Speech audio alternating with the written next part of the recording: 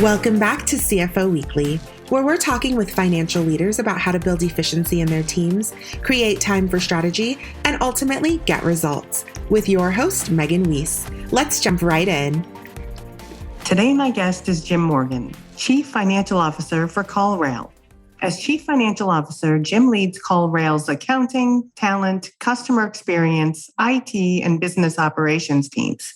Prior to CallRail, Jim held CFO positions at Stratix, Cardlytics, Liaison Technologies, and Newbridges, and led these companies through rapid growth and organizational change. Jim began his career at the Walt Disney Company and was an associate at the Goldman Sachs before catching the bug for high-growth technology companies. Jim holds a BS in Industrial Engineering from Stanford University and an MBA from UCLA Anderson. He currently lives in Alpharetta with his wife and has 2 sons. Outside of work, Jim enjoys hiking, sports, and spending time outdoors with his family. Hello, Jim, and thank you for joining me on today's episode. Hi, Megan. It's great to join you, and thanks for having me. Yeah, today we're going to be discussing your story and learning from your experiences working with high-growth companies. You've done and seen a lot, so I'm looking forward to this discussion. Likewise, look forward to sharing a little bit more and talking about CallRail. Yeah, let's first start with you. If you could just kind of walk us through your journey and how it is that you got to where you are today. Sure. So I've been in and around the technology, software, sort of managed service space for the last 20 years. But I have to say, I actually started with some larger companies before moving into the technology space, where most of my career has been working with companies in growth phase and trying to reach scale. A lot of those companies are typically either venture capital backed or private equity backed and are looking to sort of accelerate growth. But I actually started my career at the Walt Disney Company as a financial analyst and sort of learned my skills there, covering a broad array of businesses and had some great resources to tap into. Then, like most folks in my profession, decided to take a couple of years and get an MBA. And did that. And it was kind of the natural next step for an analyst 3 years into their career. And then I did something a little different, not really kind of in that corporate planning, financial planning sort of realm, but I took a job working on Wall Street in a sales and trading job. So I spent about a year selling corporate bonds to large institutional shareholders and mutual funds and pension funds. I enjoyed my job, was having a great time. But a person I went to business school called me in March of 2000 and said, "Hey, we're doing some really interesting things at this startup. Why don't you come check it out?" And then, as most sort of job opportunities turn out, ended up jumping ship and leaving a really good Wall Street job to go to an early stage company at the time, which was called CMI Marketing. Went through some turbulent times for those folks who remember 2000 and the spring of 2000 with sort of a market meltdown in the technology and internet stocks. But I really learned a ton that first job and really became sort of hooked on these early stage technology growth companies. So much change, so much potential and new ideas and new sort of products that were coming to market. And from there, really kind of caught the bug and stayed with the early stage companies. I was doing that in New York City. Personally, when we moved back, I'm from the South and from Atlanta. So moved back to Atlanta and worked with a series of early stage companies, Newbridges, that was in the B2B information exchange space. That was purchased by a company called Liaison Technologies and worked for that company for a couple of years. And then I went to a company here in Atlanta called Cardlytics during its sort of pre-IPO stages. Had a great run there. And then before coming to CallRail, I was with a company called Stratix, which is in the mobile device management space. And then here at CallRail, I've been here about 3 years. We're growing, and these companies, a similar theme again, either private equity backed or venture backed, and all trying to bring a new product to market, find a new market, introduce something new, and grow, and ultimately have some sort of event for shareholders. So that's a quick encapsulation of my last few years in career. Yeah, sounds like an amazing career. But as you look back on it, and maybe you touched on this a bit with your move from Wall Street to a startup, but are there turning points in your career when you look back? Sure. Yeah, that was definitely one, making the big move from sort of the big company to a smaller company startup. When I made that jump, I certainly wasn't head of finance at the time in my career, but just given kind of market conditions and the company adapting and frankly downsizing, I found myself running in the head of the finance department, which was a small group. And my mentality pretty quickly changed from, hey, I'm in a finance group and it's all about just sort of doing forecasting and budgeting and planning. And now as head of finance is very different sort of responsibilities and view of the business. And I really didn't sort of think about that coming into that role and kind of got thrown into that, frankly. And it was such a great experience. It was eye-opening for me in terms of the potential for the head of finance or a CFO to position the influence they could have on the organization. And really the need that you need to know all aspects of the business because ultimately everything has some sort of impact on the P&L. And so knowing what the company's doing from a sales and marketing perspective or product development or customer service are all really part of the CFO's job. And I found I really enjoyed that. So that sort of naturally led me to stay with smaller companies. And then I would say one other, I was with a company called New Bridges. We actually combined with a company here in Atlanta called Liaison. And so going through an M&A transaction was certainly another defining moment in my career. A lot of times from the finance, it's easy to model these things out from what do the numbers look like and how can the two companies come together. But what I found living through that, I was with the company before, and then I was fortunate to be able to be CFO of the combined company, is really all the people management and change management that's so critical to making M&A work. So I would say a lot of that's just hard to experience until you actually go through it or hard to understand. But that was certainly a great career sort of move for me and a great learning experience for me. And when taking on a new role, particularly that of a CFO, what's your advice for hitting the ground running? I mean, how do you immerse yourself in the business? Yeah, you really do want to learn the business. So my advice would be to take the time to really understand how the business works, certainly how the business makes money, about the products and services, why the customers buy the product or services, what they like about it, what they don't like about it. Spend a lot of time internally on how actually things get done. A lot of these companies I've been with are on sort of the smaller scale, so call it 50 to 500 people. And there's just a way of how things are done or who can get things done that you really just have to spend time in the business to learn and understand. And really best do that through just conversations and meet and greets and just, again, understanding the business.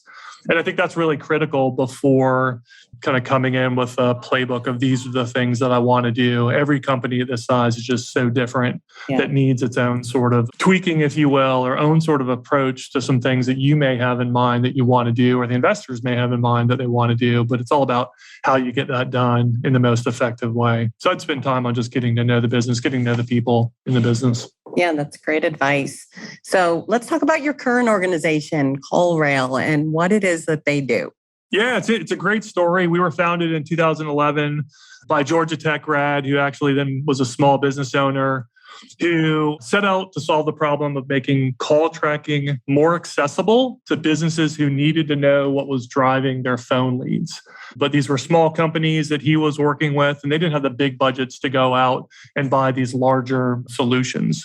So with another Georgia Tech grad, they formed CallRail. So we've been around a little bit over 10 years and have had a great run in bringing a very easy to use, easy to buy product to small businesses that today businesses really of all sizes turn more leads into better customers through what we call today our lead intelligence platform. So that started with call tracking software and now has expanded to include enhancements such as form tracking, conversation intelligence, and now more recently, a business communication hub or tool for these businesses. Today, the company serves over 200,000 businesses. So I'd say from that metric, it's been pretty successful.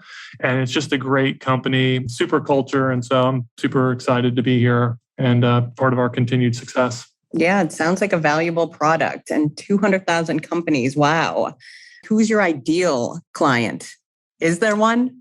Yeah, I think it's that small and medium-sized business who relies on phone calls to drive leads to their business. So typically from an industry perspective, that's home services or automotive or local healthcare or real estate, sort of agents, investors. Again, folks who rely a lot on their lead sources from phone calls. And traditionally, a lot of times they didn't know what was making their phone ring, right? If you searched on somebody online, found a phone number and called, they really didn't know the advertising that drove that customer or that lead to call them. And our software allows them to connect those dots between their marketing dollars and what's actually driving their leads and to optimize that marketing so that they can market more efficiently across all their customers and all their leads. And what are your proudest achievements since joining the company a few years ago? Yeah, I've been fortunate. We've grown tremendously. We've a little bit more than doubled our revenue in the last 3 years. So you can imagine all the sort of challenges and opportunities that come from that. I think we've also doubled our employee size. So I'm kind of thinking about everything that it's taken to do that from a revenue employee perspective. I would say, building out the teams is probably one of the areas I'm most proud of. I've certainly had some folks who were in place, but augmented that with some new hires and new sort of functions that we brought into the organization. Setting up processes and infrastructure, always a challenge at a growing company, and finding the right balance between putting a process or procedure in place and yet allowing the company to remain flexible. And then finally, I would say I'd like to think that I've contributed to our overall sort of strategy and growth plans.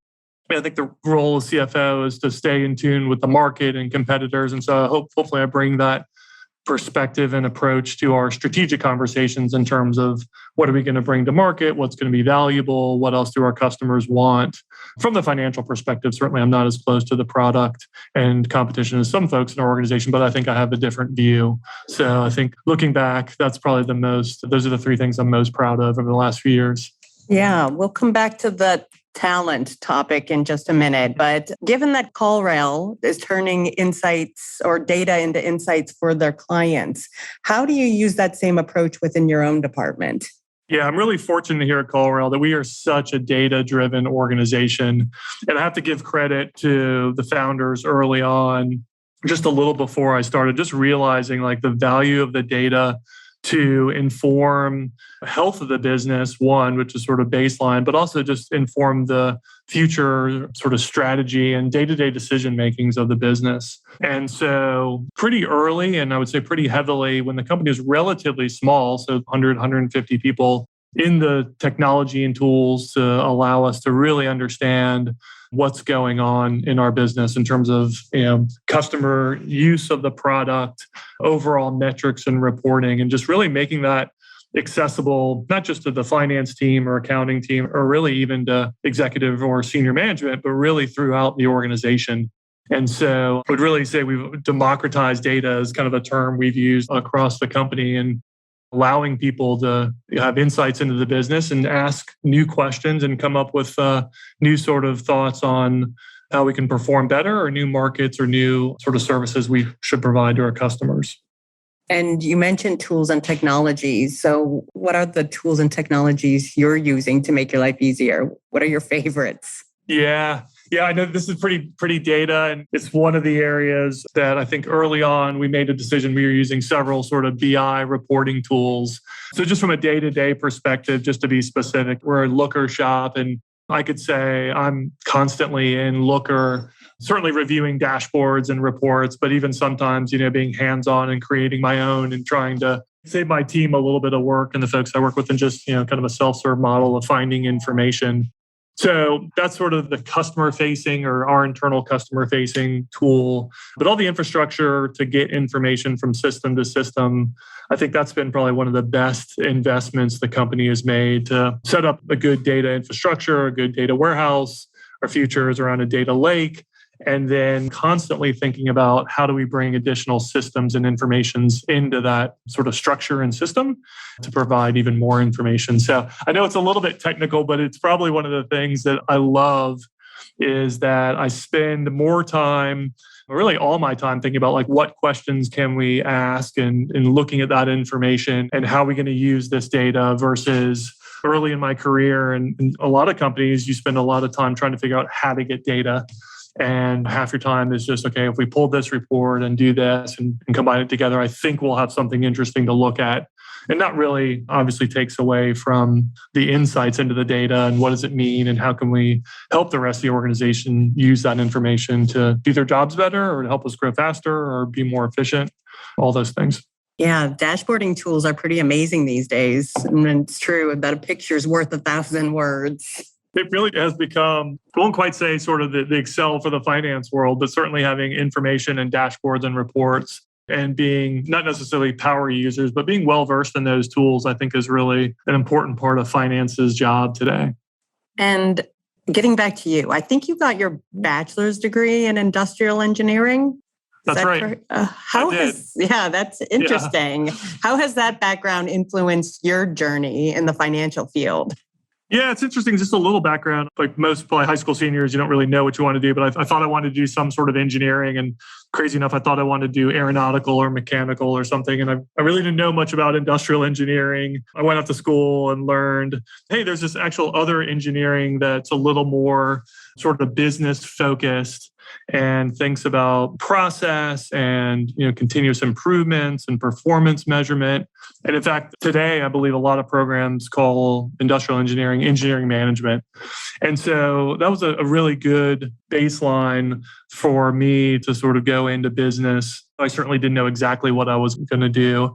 And I think just the engineering degree in general teaches you some critical thinking skills and ability to sort of think through problems and sort of get to root cause and question and think about how you attest a position or hypothesis.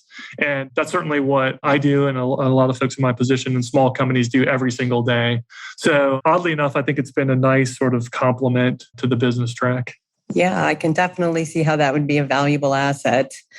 Okay, so let's get back to talent for a minute. You mentioned that CallRail has doubled in size since you started just a few years ago.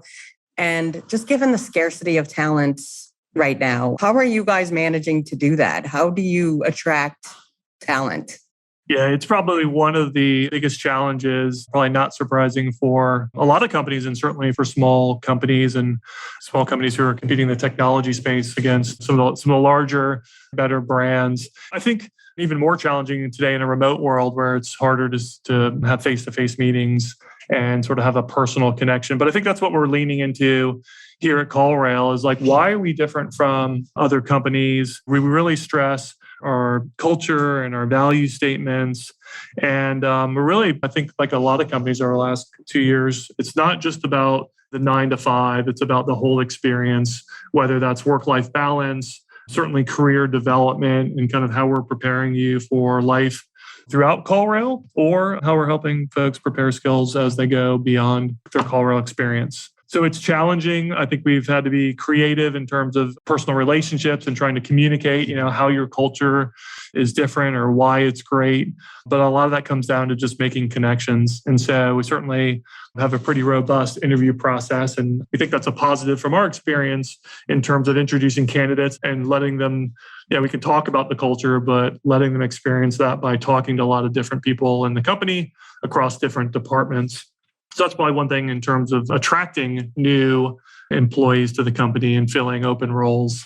And with existing employees, it's really doubling down on those same sort of things, making sure that we really understand what employees want to do at work, what their career aspirations are, what projects do they like, what do they ultimately want to do in 3 or 5 years, which is kind of a trite question. But when you actually ask somebody, you learn a lot. And it really helps you think about, as you kind of work with them day to day and quarter to quarter, how can I get them involved in projects and help them build skills to actually go be able to do something they want to do 3 or 5 years from now. So it's been a really big focus for us and sort of our internal employee development programs to double down on that in the last really 6 months.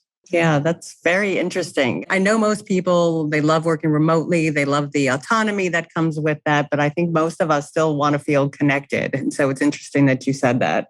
Yeah, I think we're, like most folks, trying to find the right balance. Personally, I wasn't a big fan of working remotely before the pandemic. I have changed and certainly appreciate the advantages that brings, but also realize that a lot of things at companies our size really happen through conversations that weren't the original intent of the first interaction or may happen outside the Zoom call. So we're trying to find the right balance of that and make that work for everybody while at the same time realizing the benefit that remote work now has. And other than talent, what are some of the greatest challenges that CFOs face at high growth companies? Yeah, I think we are, besides talent, for us, just thinking about all the different priorities that we have going on, which are the ones that are going to have the highest impact and actually move the business forward. This is probably one of the biggest sort of challenges that I think for companies our size. As I tell use the example. I think everyone in every department across our company has 10, 15, 20 priorities or new initiatives that they want to work on or could be working on, but realistically can probably work on 3 to 5 at any given time. And how do we sort through those best priorities and get the entire organization aligned around those? And that's a pretty big task in terms of having the most impact and the most impact on meeting our revenue goals and what we want to do.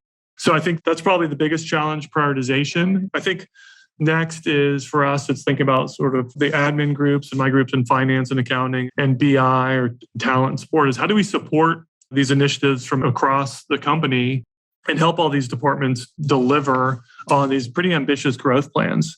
So it's a little bit different from just doing your job well each day, but how do we make other folks' jobs in the company easier?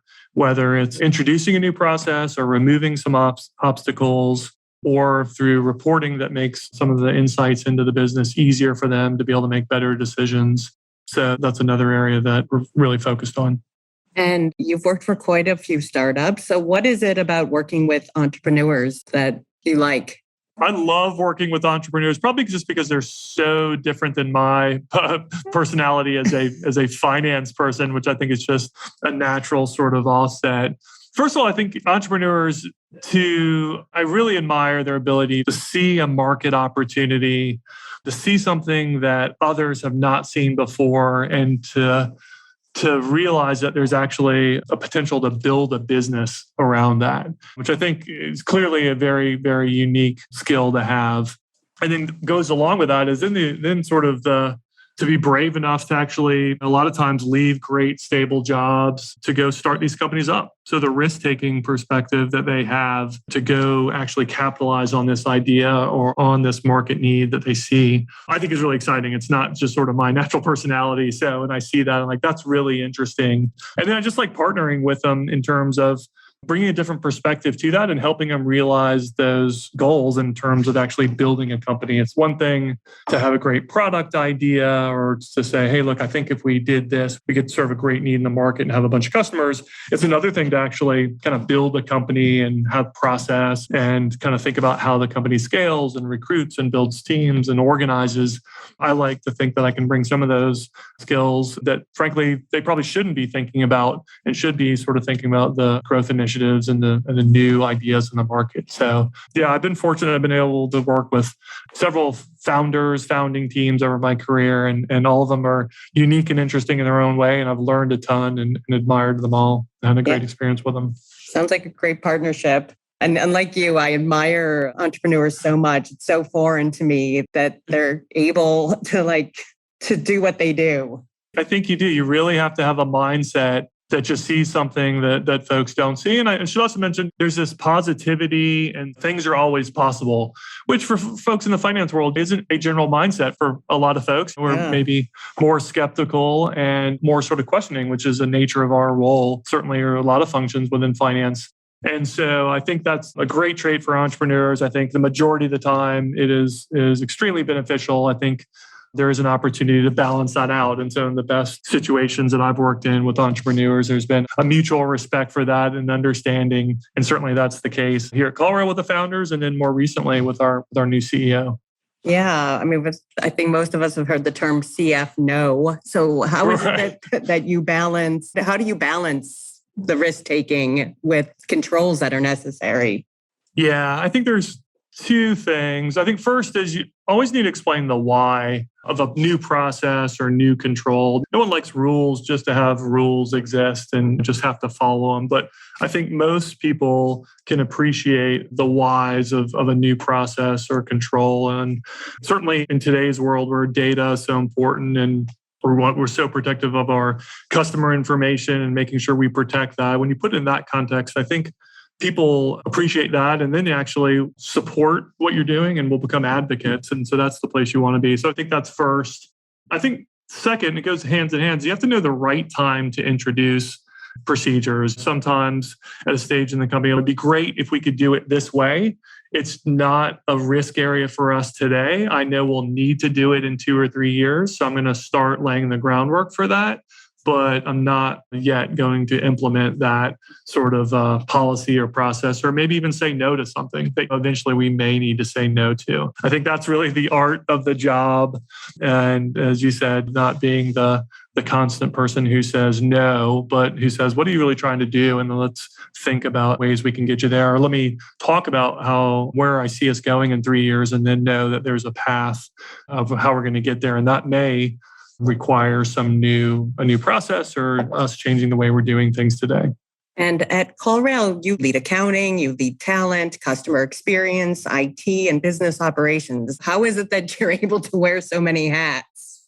Yeah, I certainly have a great team. So I've been fortunate in being able to recruit and attract and retain some good folks, and certainly had a lot of good folks when I came in. So that really gives me ability to really try to know a lot about the business at pretty thin level, and just sort of understand what's going on and have an opinion or have some influence on a lot of different areas of the business. And I think you just have to realize with these different groups, most of the time, almost all the time, I'm really working with the leaders of those functions to help them, advise them, see how I can remove roadblocks for them or support them. So I think that's really critical. I wouldn't be able to do that if obviously I was trying to go deep in all those different categories. It's also something I personally enjoy. Like, those groups are very, very different. Some days I may be working with our head of talent, recruiting, or employee item, and then obviously very different from something on the data security or business side. So I like being able to jump in different areas of the business. But I think the key to that is just knowing at what level and when it's appropriate to really get in the details, and when it makes sense to understand high level and sort of direction and get updates. And lastly, as a CFO, what's keeping you up at night these days? What are the biggest challenges that you and your team are facing? Yeah, I think we talked about one, in this environment, recruiting and attracting and retaining employees is probably the number one thing that keeps me up at night, because it's such a big part of our sort of growth strategy as we think about our big growth plans and having people to support that. And so certainly, I don't think that's a unique sort of challenge for companies our size. And it really impacts all aspects of the business, right? If we're not able to attract the folks we want, it just delays growth plans. So I spend a lot of time thinking about that process, and certainly have a great recruiting team in terms of attracting candidates, but also on the other side that I mentioned in terms of like, how are we making this the best employee experience possible? And a lot of times that's just little things, and making sure, again, we have relationships with employees and are doing the small things. The other ones I would say really, besides, one is just thinking about our data and our customers' data, which I mentioned. In today's world, I don't think you can rest around data security and compliance. Yeah. Certainly in the information that we have and that we have our customers, or how they're using our platform is very important to us. And I think you've always got to be thinking one step ahead. So again, fortunately, I think we've got a great leader in that side of our business, but her and I do spend a lot of time thinking about what's the roadmap look like, what are the risk areas of the business, and how do we make sure that we are trusting our data, CallRail's data, and then certainly data for our customer. So those are the things that I spend a lot of time thinking about, sort of high level, and then kind of back to what are the things that are most important. As sort of maybe silly as that seems, there's so many things going on, and there's so many priorities and so many opportunities, which is great about these companies. How do I make sure, our leaders, folks on my team, make sure they're working on those areas, projects, priorities that are going to have the biggest impact? And how do we align those across the organization and constantly sort of adjust those priorities, communicate where we are, where things are going well or not well, and then just continue to move the business forward. So that's probably the one that's probably every night that I think about, is like, how do we move the business? How do we continuously improve the things we're doing today? Jim, thank you so much for being my guest today. Megan, thanks so much. I really enjoyed talking with you. Yeah, I really enjoyed speaking with you too, and hearing about your experiences and all the resulting insights. And I wish you and CallRail all the best. Sounds like you're both doing some amazing things. And to all of our listeners, please tune in next week. And until then, take care. If you're ready to boost efficiency and streamline your accounting processes at significant cost savings, it's time to talk with Personiv. Their people-powered solutions have transformed the delivery of back-office tasks and general accounting functions for decades, partnering with clients to provide everything from accounts payable to payroll services. See what Personiv can do for you by visiting personiv.com. You've been listening to CFO Weekly, presented by Personiv. Please subscribe wherever you get your podcasts to hear all of our episodes. Want to learn more? Check out personiv.com. Thanks for listening.